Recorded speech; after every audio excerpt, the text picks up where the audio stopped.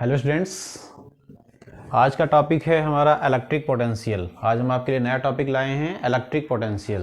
बहुत ही important topic electric potential है, बहुत ही डेप्थ है इस टॉपिक में और बहुत सारे इससे आपको नए आइडियाज़ आएंगे।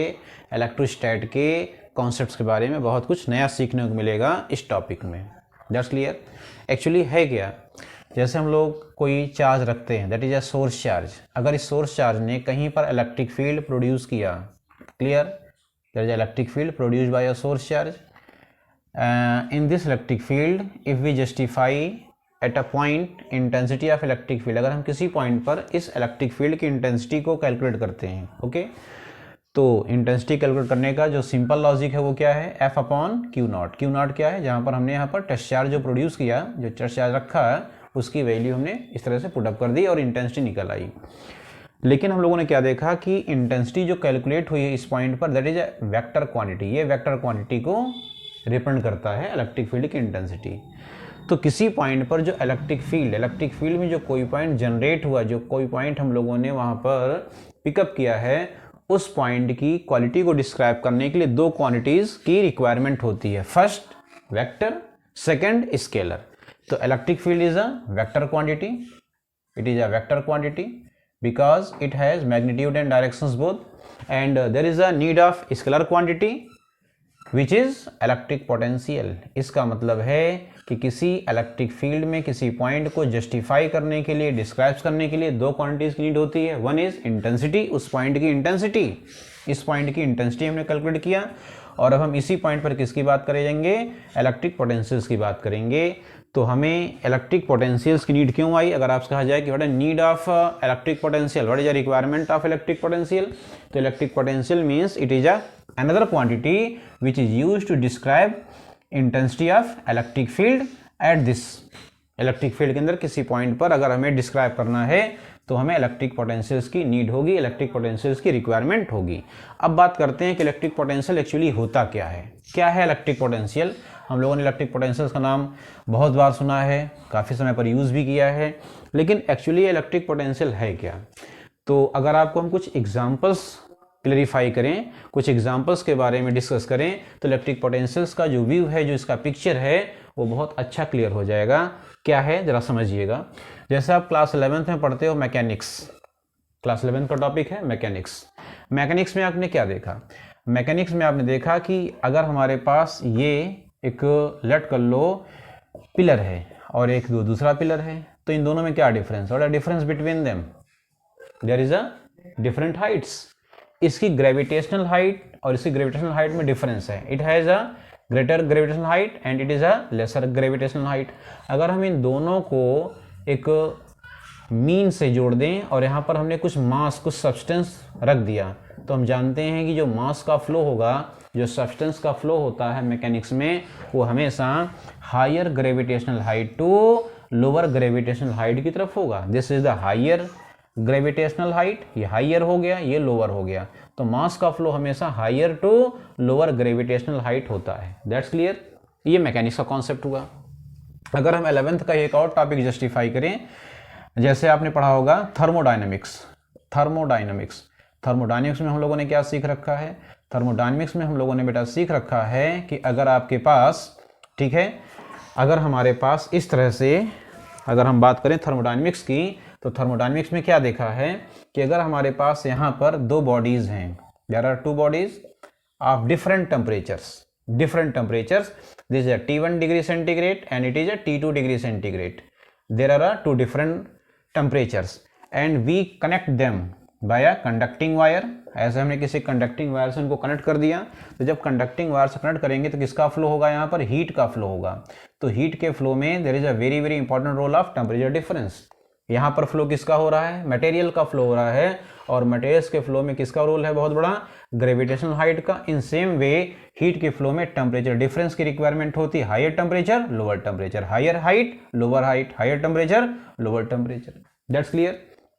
अगर हम थोड़ी सी बात करें हाइड्रोस्टैटिक्स की, हाइड्रोस्टैटिक्स इन सेम वे, अगर हम हाइड्रोस्टैटिक्स को डिस्कस करेंगे तो हाइड्रोस्टैटिक्स में हम लोगों ने क्या देख रखा है, हम लोगों ने हाइड्रोस्टैटिक्स में ये देख रखा है कि आप एक चैप्टर पढ़ते थे surface tension in class 11th, वहाँ पर देखा कि अगर हमारे पास दो बबल हैं, इस तरह से दो बबल हैं और दोनों बबल्स को हम लोग क्या करें, एक ट्यूब से कनेक्ट कर दें। इस तरह से ऐसे हमने एक ट्यूब से कनेक्ट कर दिया और इसमें से एक बबल जो है वो बड़े साइज का है, एक बबल छोटे साइज का है। There are two soap bubbles of different radius of curvature.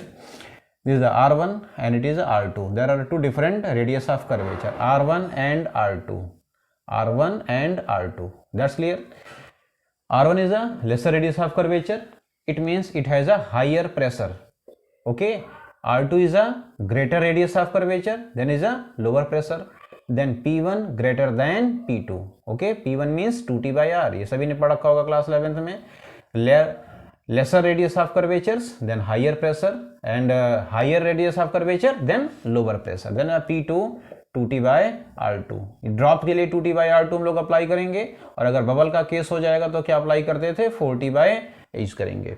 तो यहाँ पर क्या है, lesser radius of curvature means higher pressure. इस तरह से यहाँ पर प्रेशर हायर हुआ।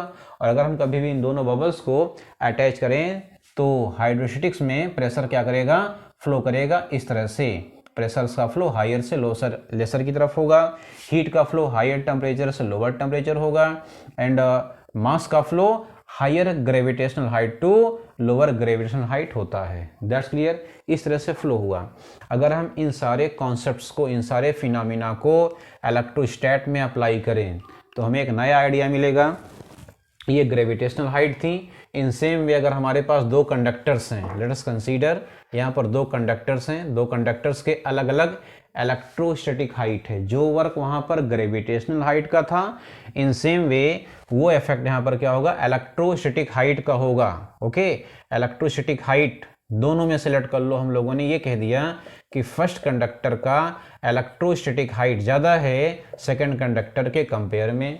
और अगर हमने इन दोनों को किसी कंडक्टिंग वायर से कर दिया अटैच तो चार्ज का फ्लो होगा। वहाँ पर किसका फ्लो होगा, मास का, हीट का, प्रेशर का फ्लो हो रहा था। यहाँ पर किसका फ्लो होगा, चार्ज का। चार्ज मीन्स अगर हम यहाँ पर इस रेफरेंस में बात करेंगे तो हम बात करेंगे पॉजिटिव चार्ज की।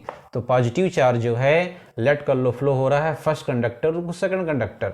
पॉजिटिव चार्ज का फ्लो जो है वो फर्स्ट कंडक्टर से सेकंड कंडक्टर की तरफ हो रहा है। That's clear.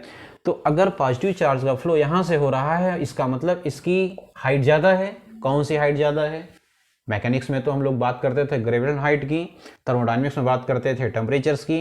यहाँ पर हम किसकी बात करेंगे, यहाँ पर हम जिस हाइट की बात करेंगे, higher height to lower height हमारा पॉजिटिव चार्ज फ्लो हो रहा है। तो यहाँ पर जो हाइट है एक्चुअली वो कौन सी हाइट है, वो है इलेक्ट्रोस्टैटिक हाइट। और वही इलेक्ट्रोस्टैटिक हाइट जो होती है वो हमारे रिप्रेजेंट करती है इलेक्ट्रिक पोटेंशियल्स को। ओके, तो यहाँ पर क्या है, हायर इलेक्ट्रोस्टैटिक हाइट है, it means it has higher electric potential. Lower electric height means lower electric potentials. तो हम क्या कह सकते हैं, इसके पोटेंशियल्स को हम अगर हम V से शो करें V1 से, इसके पोटेंशियल्स को अगर हम शो कर दें V2 से, तो क्या रिजल्ट आ रहा है, V1 is greater than V2। तो what do you mean by electric potential. Electric potentials का सीधा सीधा फंडा है, सीधा सीधा कॉन्सेप्ट है, it represents electrostatic height. Simple way, it represents electrostatic height. Okay, higher electrostatic height higher potential, lower electrostatic height lower potential. That's clear, this is the electric potential. तो electric potentials ही जो है electrostatic height होती है। जो ये show करता है वो एक ऐसी क्वांटिटी हो गई जो ये शो करेगा कि हमारे पॉजिटिव चार्ज का फ्लो किस बॉडी से किस बॉडी की तरफ होगा। तो जिस बॉडी से इलेक्ट्रिक चार्ज का फ्लो स्टार्ट हो रहा है वो हायर हाइट है, higher height means higher potential, और जिसकी तरफ चार्ज फ्लो करके जा रहा है वो है lower electrostatic height means lower electric potential. That's clear. तो एक सीधा सा फंडा हमारे पास आ गया है कि इलेक्ट्रिक पोटेंशियल, सीधा सीधा फंडा हो गया हमारे पास। इसमें बहुत ज़्यादा आपको नहीं जो है और कुछ मिलने वाला है। सीधा सा रिजल्ट हमारे पास है कि इलेक्ट्रिक पोटेंशियल जो है ये एक्चुअली होता क्या है, ये किसी कंडक्टर की इलेक्ट्रोस्टैटिक हाइट को रिप्रेजेंट करता है। This is the electrostatic height. That's clear. ये बहुत ही बड़ा इंपॉर्टेंट रिजल्ट है, इसको आप ध्यान रखिएगा। ओके, तो पॉजिटिव चार्ज का फ्लो जो है वो रिप्रेजेंट करने के लिए हम लोग किसी कंडक्टर की जिस क्वालिटी का यूज़ करते हैं वो इलेक्ट्रोस्टैटिक हाइट होती है, और ये हमेशा इलेक्ट्रिक चार्ज के फ्लो को रिप्रेजेंट करता है। That is a electric potential. Clear. और अगर हम बात करें कि ये पोटेंशियल कैसे हम लोग कैलकुलेट करेंगे, तो पोटेंशियल्स को कैलकुलेट करने के पहले हम लोग बात करते हैं पोटेंशियल के डिफरेंस की। डिफरेंस होगा तो चार्ज का फ्लो होगा, जैसे अभी देखा था प्रेशर का डिफरेंस था, इलेक्ट्रोस्टैटिक हाइट का डिफरेंस है, तो वहाँ पर कैसे इसको हम लोग शो करेंगे। लेट अस कंसीडर आपके पास एक सोर्स चार्ज है, there a point charge which is called as source charge. ये एक पॉइंट चार्ज है जो सोर्स चार्ज को की तरह से वर्क कर रहा है। इसकी क्या है, एक इलेक्ट्रिक फील्ड, इसने अपनी इलेक्ट्रिक फील्ड जनरेट कर रखा है, देयर इज इलेक्ट्रिक फील्ड। इस तरह से इस पॉजिटिव चार्ज की इलेक्ट्रिक फील्ड जनरेट हो गई।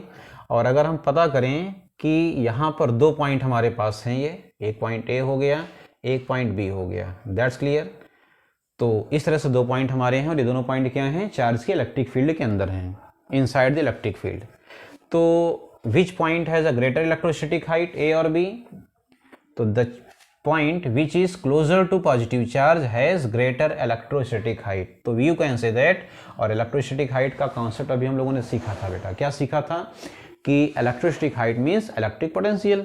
then you can say that VA point is a higher potential than B point। A point का potential B point के potential से ज़्यादा होगा। ओके तो यहाँ पर हो गया बेटा VA और यहाँ पर हो गया VB। लेट करिए कि हमने किसी पॉजिटिव चार्ज को, जिसको हम लोग जनरली यूज़ करते हैं इलेक्ट्रोस्टैट में मेजरमेंट्स के लिए और ऑब्जर्वेशंस के लिए, कौन है वो, टेस्ट चार्ज हमारा है। तो हमने टेस्ट चार्ज को बी पॉइंट से पकड़ा और हमें इसको बी पॉइंट से कहाँ पर ला के रखना है, ए पॉइंट पर ला के रखना है, सिंपल सा।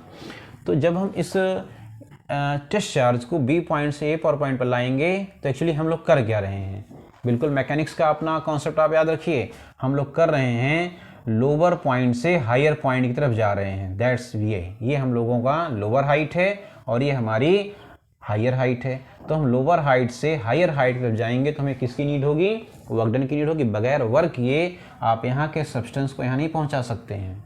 जैसे आप घरों में मोटर से पानी ऊपर भेजते हो तो वहाँ पर आप क्या चेंज करते हो, वहाँ पर आप उस लिक्विड की ग्रेविटेशनल हाइट का लेवल चेंज करते हो, तो आपको वर्क की नीड होती है, मोटर वर्क करता है, तो हमारा यहाँ से वाटर यहाँ ट्रांसफ़र होकर के आ गया। उसी टाइप से हमारा टेस्ट चार्ज जो है ये लोअर इलेक्ट्रोस्टैटिक हाइट से हायर इलेक्ट्रोस्टैटिक हाइट में अगर ले जाना है तो हमें वर्क करना पड़ेगा। तो जो वर्क करना पड़ा, late us consider this is a W. Okay और डब्ल्यू वर्क किया हमने, तो किसको ले जाने में किया, क्यू नॉट को ले जाने में किया। This is the work done to bring the charge Q naught from B to A. If we calculate the amount of work done to bring unit test charge या unit positive charge, then it will be W upon Q naught. Okay for Q naught this is a W and for unit charge W upon Q naught. And this ratio, ये जो ratio आ गया हमारा unit charge के लिए, ये जो ratio आया work done और चार्ज का, ये रेशियो ही इस पॉइंट और इस पॉइंट के बीच की इलेक्ट्रोस्टैटिक हाइट का डिफरेंस शो करता है। तो अगर इसको लिखेंगे तो क्या लिखेंगे, VA minus VB, that is a electric potential difference. ये इलेक्ट्रिक पोटेंशियल डिफरेंस को रिप्रेजेंट करेगा, दैट्स क्लियर। तो अगर यहाँ से इलेक्ट्रिक पोटेंशियल डिफरेंस की हम बात करें तो इलेक्ट्रिक पोटेंशियल डिफरेंस का मतलब हो गया कि it is the work done to bring a unit positive charge from one point to another point or lower electrostatic height to higher electrostatic height, that's clear। ये हो गया हमारा वर्क डन। यूनिट का सिंपली हम लोग अगर इस unit को चेक करें तो यूनिट क्या है, work done measured in joule and charge in coulomb, joule per coulomb और it is also so as volt, joule per coulomb और volt. Okay and there is a very important point, note point, electric field intensity हम लोग check करते थे electric field की, क्या होता था वो एक वेक्टर क्वांटिटी होता था। और इलेक्ट्रिक पोटेंशियल्स क्या है, it is a ratio of two scalar quantity. Important point है, why electric potential is scalar quantity, how can you explain this, then the reason it is the ratio of two scalar quantity. Charge is a scalar and work is also a scalar, so electric potential is a generally it is a scalar quantity. ये क्या है, ये एक scalar quantity है, ये electrostatic height को difference represent करता है, that is a scalar quantity.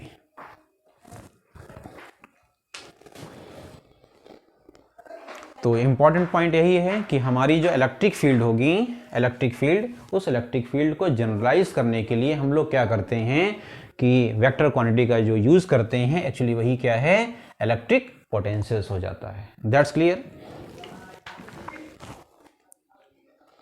और अगर हम बात करें इलेक्ट्रिक फील्ड और इलेक्ट्रिक पोटेंशियल में रिलेशनशिप क्या होता है, ओके, क्योंकि दोनों क्वांटिटीज़ जो हैं ये बहुत ही रिलेवेंट क्वांटिटीज़ हैं, बहुत इंपॉर्टेंट क्वांटिटीज़ हैं और दोनों के बीच में बहुत ही डीप रिलेशनशिप है। इलेक्ट्रिक फील्ड है तो पोटेंशियल्स का रिलेशनशिप वहाँ होना एक बहुत ही जनरल चीज़ है।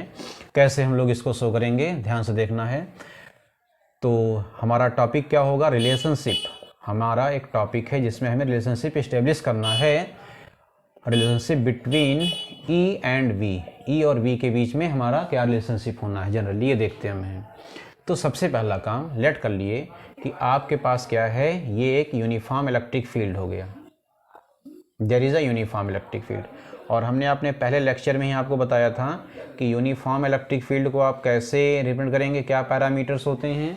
Line should be, electric field line should be parallel and equidistant. तो ये पैरेलल भी हैं और इनके बीच की डिस्टेंस इक्वल है। It means it represents uniform electric field. ये यूनिफॉर्म इलेक्ट्रिक फील्ड हो गया।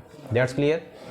इस यूनिफॉर्म इलेक्ट्रिक फील्ड में हमारे पास 2 पॉइंट हो गया। Let us consider this is the 2 points, okay, A point and B point. Now we have a test charge Q0 and we have to bring it from B to A। हमें इस test charge को B से A की तरफ ले जाना है और हमने यहाँ पर एक वेक्टर यूज़ कर लिया, R वेक्टर।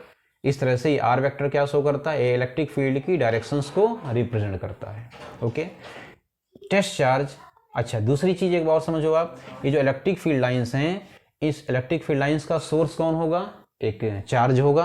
तो पॉजिटिव चार्ज हमारा जो सोर्स चार्ज है वो यहाँ कहीं है और हमें टेस्ट चार्ज को उसके क्लोजर ले जाना है। तो जाहिर सी बात है कि इलेक्ट्रिक फील्ड के अगर हम अपोजिट जाएंगे तो इस टेस्ट चार्ज को सोर्स के क्लोज ले जा रहे हैं, मतलब हमारा जो इलेक्ट्रोस्टैटिक फोर्स होगा वो इसके जस्ट क्या होगा, अपोजिट होगा और हमें इसके अलॉन्ग ले जाना है।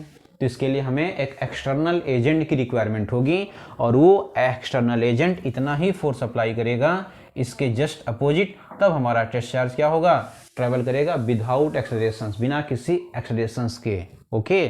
तो एक यूनिफॉर्म मोशन से कर रहा होगा। ये बड़ा इंपॉर्टेंट पॉइंट है कि हमारा जो टेस्ट चार्ज है वो इलेक्ट्रिक फील्ड में एक यूनिफॉर्म मोशन ट्रेवल करके B टू A आया और कैसे, R वेक्टर या इलेक्ट्रिक फील्ड के अपोजिट आया और कितनी डिस्टेंस ट्रेवल करके गया, लेट करिए डेल्टा R डिस्टेंस ट्रेवल करके गया, ओके। और यहाँ पर अच्छा दूसरी चीज़ एक और समझ लो, अगर हमसे आपसे कहा जाए कि B पॉइंट और A पॉइंट, इन दोनों पॉइंट्स में से किसकी इलेक्ट्रोस्टैटिक हाइट ज़्यादा है, तो आप क्या बताएंगे, A की या B की। तो इलेक्ट्रोस्टैटिक हाइट A की ज़्यादा है, क्यों, क्योंकि ये सोर्स के क्लोज है। तो यहाँ का पोटेंशियल डिफरेंस अगर हम V कह दें तो यहाँ के पोटेंशियल्स को इसके कंपेयर में इसकी हाइट को हमें ज़्यादा शो करना पड़ेगा। It has a greater electrostatic height than V plus delta V। ये हो गया दोनों की हाइट का डिफरेंस, इलेक्ट्रोस्टैटिक हाइट का ये डिफरेंस हो गया, that is a delta V। That's clear. और इनके बीच में जो एंगल है वो 180 डिग्री का है यहाँ पर। तो अगर हम नीड करें, कैलकुलेट करें वर्क डन की, तो वर्क डन का फॉर्मूला क्या हो गया, dW is equal to force into displacement. तो फोर्स जो है हमारे डिस्प्लेसमेंट के अपोजिट है F minus dr, okay, then W will be minus FdR। That is equation first. ये वर्क डन की वैल्यू आ गई। एक तो ये तरीका वर्क डन निकालने का हो गया। दूसरा वर्क डन भी हमें कैलकुलेट करना है, उसकी नीड क्यों आई, वर्क डन जो दूसरा हम लोग निकालने जा रहे हैं वो क्यों निकालने जा रहे हैं। ये तो हमारा वर्क डन निकालने का बहुत ही ट्रेडिशनल मेथड है, dW equal to FD cos theta, उससे निकल आया। वर्क डन की रिक्वायरमेंट यहाँ आई क्यों, क्योंकि हमारे चार्ज की क्या चेंज हो रही है, ग्रेविटेशनल और इलेक्ट्रोस्टैटिक हाइट चेंज हो रही है। तो जब किसी भी बॉडी का लेवल चेंज होता है, जब भी किसी बॉडी का लेवल चेंज होता है तो वहाँ वर्क होता है। विदाउट वर्क आप किसी भी बॉडी के लेवल को चेंज नहीं कर सकते हो, वो ग्रेविटेशनल हाइट हो, इलेक्ट्रोस्टैटिक हाइट हो, लेवल चेंज करना है तो वर्क की नीड होगी। और यहाँ लेवल चेंज हो रहा है, आप लोअर हाइट से हायर हाइट पर जा रहे हो, ओके। तो final point minus initial point तो आप सभी ने पढ़ रखा है, अभी आपको बताया था हमने, VA final point minus VB initial point, work done upon test charge. That's clear. And at the place of VA means potential at point A, so what will we get, V plus delta V minus V equal to W upon Q0, okay, then it will be cancelled out, then W will be delta V into Q naught. Okay, this is the value of W. This is the W. This is the work done calculated due to change in gravitational electrostatic height, and it is a work done for displacement. तो displacement भी हो रहा है और gravitational height electrostatic height भी change हो रही है। तो दो तरह से वर्क डन हमने कैलकुलेट किया, एक डिस्प्लेसमेंट की वजह से और दूसरी इलेक्ट्रोस्टैटिक हाइट चेंज होने की वजह से। अगर हम इन दोनों को इक्वलाइज कर दें तो क्या रिजल्ट्स आया हमारा फ्रॉम इक्वेशन 1 and 2, क्या रिजल्ट मिल गया हमें? ओके, दीज आर dw, तो delta V into Q naught becomes minus F into D R. Okay, D R means delta R, तो delta V into Q naught is equal to minus F into delta R. Here D R means delta R. Okay, then work done will be delta V upon delta R is equal to minus sign यहाँ पर हमने shift कर दिया और F upon Q not. और हम लोगों ने जो इलेक्ट्रिक इंटेंसिटी, इलेक्ट्रिक फील्ड की इंटेंसिटी निकालने का जो जनरल कॉन्सेप्ट पढ़ा था हम लोगों ने, क्या जनरल कॉन्सेप्ट था हमारा intensity of electric field? E is equal to F upon Q naught. So you can put here E. Now E is equal to minus delta V upon delta R. This is the relationship between electric field, potential electric field and potential difference. This is a very important results. ठीक है, और इसका बहुत ही बड़ा role है। इस delta V upon delta R को हम लोग क्या बोलेंगे? This delta V upon delta R is called as potential gradient. It is called as, this value is known as potential gradient. If you have to explain potential gradient, तो what is a potential gradient? देखिए, gradient means होता है slope, जहाँ changes आ रहा है। यहाँ potentials का अगर हम स्लोप निकालेंगे या पोटेंशियल्स का हम लोग चेंज निकालेंगे डिस्टेंस के रिस्पेक्ट में, यूनिट डिस्टेंस पर, डेल्टा आर डिस्टेंस पर कितने का डिफरेंस था? डेल्टा वी का डिफरेंस था। तो यूनिट डिस्टेंस पर कितने का डिफरेंस आ गया? Delta V by delta. This is the slope of electric potential, okay, with respect to distance, and it is called as intensity of electric field. That's clear. तो ये जो रिजल्ट है, तो intensity of electric field equal to negative potential gradient, ये बहुत important जो है result आ गया हमारा। ओके, तो intensity of electric field is a negative potential gradient. अब यहाँ से एक बड़ा इंपॉर्टेंट क्वेश्चन जो है आपका प्रिपेयर होगा। अभी आप लोग पीछे पढ़ रहे थे कि intensity of electric field is a vector quantity, देखा सभी ने, it is a vector quantity. लेकिन पोटेंशियल्स को आप क्या पढ़ रहे थे? Potential is a scalar quantity. तो पोटेंशियल्स के बारे में कन्फर्म, इसमें कोई भी डाउट नहीं होना चाहिए कि जो इलेक्ट्रिक पोटेंशियल की हम लोग बात करते थे, वो इलेक्ट्रिक पोटेंशियल इक्वल टू क्या था? वो एक स्केलर क्वांटिटी था। तो potential is a scalar quantity but potential gradient is a vector quantity. Clear? Why?